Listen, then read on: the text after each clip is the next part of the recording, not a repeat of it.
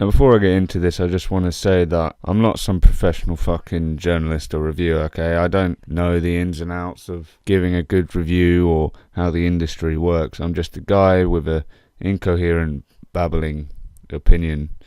And yeah. And also, this video may contain spoilers for Mafia 3. I don't think it is spoilers. I think anything I'm saying, you can find out from the trailer, but I don't know, so just a heads up either way. Right, with that out of the way, I recently purchased Mafia 3 because I love Mafia 2. I absolutely adored that game, one of my favourite games. And so I've been really fucking excited to play Mafia 3. And I've enjoyed what I've played so far. But I have to say, why does it feel like the gaming industry is so scared of making a linear, story-driven game these days? I see so many fucking open world games coming out that promise you 18 trillion hours of content, even though all those fucking hours are just primarily made up of repeating the same fetch quests and grinding XP. And unfortunately, Mafia 3 is one of those open world games, and in my opinion, it really suffers for it.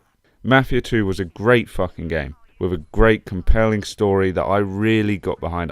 It's probably up there with one of my favourite games for story. But I know it wouldn't have left as such a positive mark on me if, in between me seeing Henry get hacked to bits and me then rushing in to slay all them fucking gooks for it. The game says gooks, okay? Don't fucking crucify me. I'm just saying what the game says, okay? The game says it. I'll say it. I'm not racist, I swear. But if in between those two massive story-defining moments, I stop to pick up a fucking delivery of weed, it's not going to be as impactful.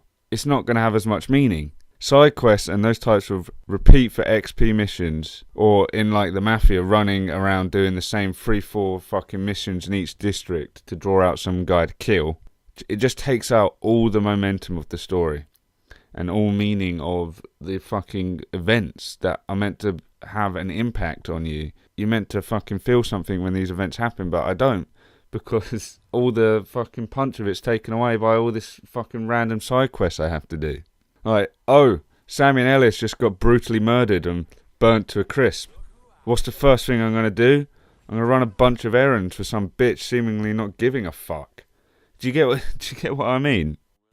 What's even worse is when I'm sitting here and I've got the next story mission and I think to myself, oh, it's on the other side of the map. And let me just grab a car and I'll head over there. Oh, no, wait, I won't do that because some cunts just ratted me out to the cops.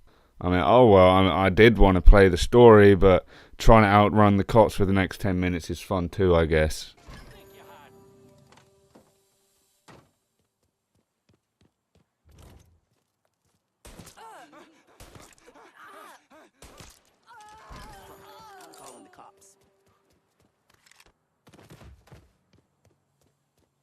But I don't want it to seem like I'm just picking on the Mafia in particular. Like, it's not specifically the Mafia that's the problem. Like I said, loads of these games are trying to be more sandbox, open world types of games. And yes, those types of games can be great. They are fun games, you know. They are good games in their own rights and they provide a lot of fun. But in my opinion, what they generally can't do well, bar a few exceptions like Red Dead and The Witcher, is provide a riveting story that really draws you in. That is what a more linear game like Mafia 2 or The Last of Us or Bioshock, that's where they come in and act more like a movie, you know, with cutscenes, with gameplay in between, which get you to the next cutscene. Those sorts of games are usually the games that you see people raving about when it comes to storytelling and getting like an amazing emotional journey. Because that's what those games are for. And games like Mafia, I feel, it's a story-driven game. And so it frustrates me so much when I see a story-driven game not focusing on the story. A writer from Polygon summed it up much better than I could do in one fucking sentence. He said, the worst thing I can say about Mafia 3's gameplay is simply that it feels like something I've been through 100 times before in 100 different past open world crime games. And I feel that really sums up the problem that I'm having with Mafia, in a sense.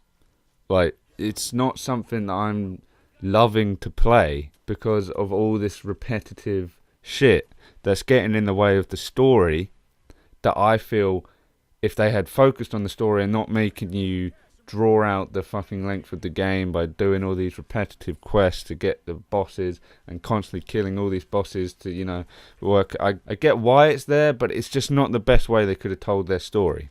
And I feel that we as the consumers are largely at fault for this as well. Like, we've helped cause this because we want more and more out of our games. The generic response from someone, if they see a game story is like less than 6 hours, is that, oh, it's too short and not worth their money.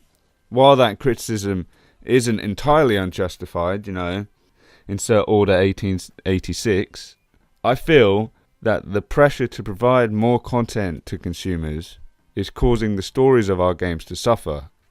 Proceed to state generic quality over quantity line.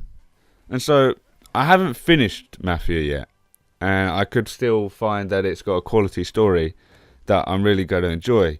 But so far, I'd say, even though I am enjoying the gameplay, it's not up there with Mafia 2 as far as storytelling goes, personally for me. And it's not going to be a game that 2 years from now I'm going to look back at and say, I really loved that game's story. After I finish it, I'll be getting Gears 4, which is another series I adore, and Gears has always had a very linear way of storytelling, so hopefully that can deliver the engrossing story journey that I'm looking for, that the Mafia just isn't giving me right now. But that's what I wanted to say about that. Is yeah, I was playing through the Mafia and these thoughts kept occurring to me, and I wanted to vocalize them and have no one listen to me. So yeah, that's the end of this. So I hope you guys enjoyed, and I hope you guys hopefully notice that it sounds a little bit better. Like, the quality hopefully sounds a bit better. It should, because I bought myself a mic. You know, it's nothing amazing, but it's definitely better than recording on my phone. So hopefully that's gonna up the quality of my videos, you know, a little bit. Not much. They're still dog shit, but hopefully I'll be a little bit more audible, and you'll be able to hear me fuck up all my words even better. But anyway, guys, until the next one, bye.